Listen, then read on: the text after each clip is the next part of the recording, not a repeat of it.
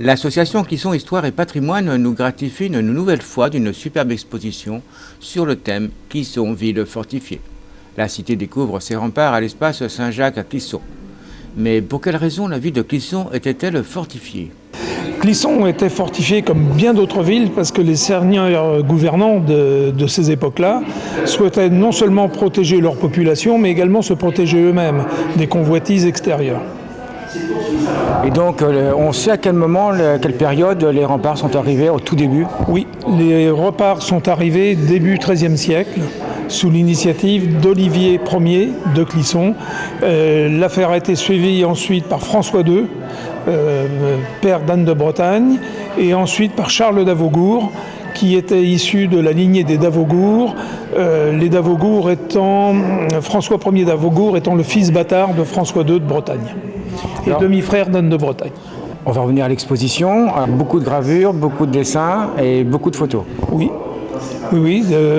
3 ans de recherche, 3 ans de compilation de documents, 3 ans de mise en œuvre.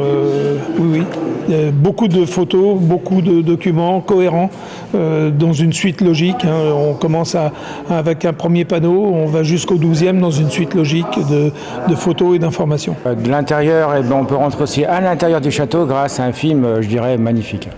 Également, nous avons repris l'idée que nous avions mise en place avec le château en 2018 pour faire l'intérieur de la porte sud en 2021. Donc, est-ce que vous avez retrouvé tous les remparts ? Nous n'avons pas retrouvé tous les remparts.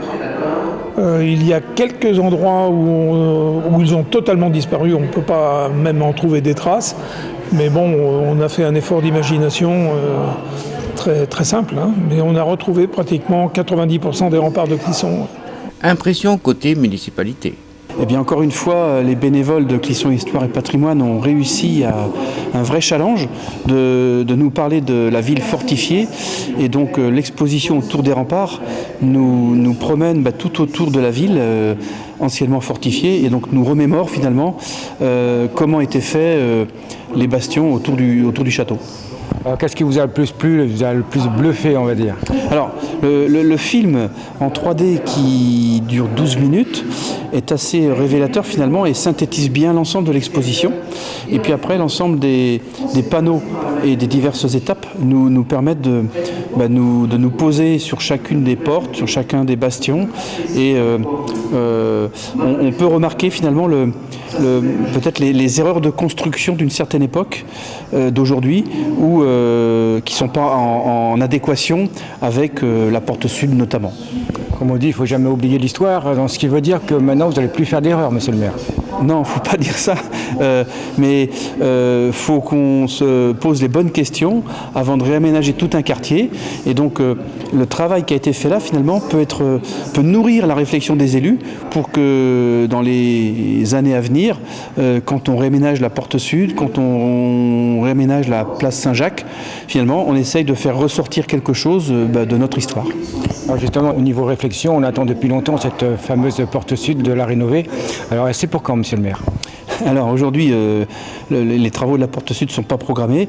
On a initié, donc il y a 2 ans, une grosse étude sur le diagnostic de l'ensemble de nos remparts, dont la porte sud fait partie.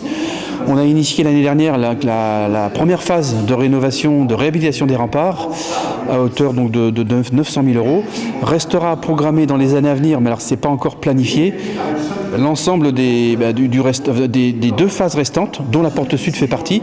Mais il faut prendre son temps, je pense, pour bien réussir une rénovation intégrée dans un nouveau quartier de la ville.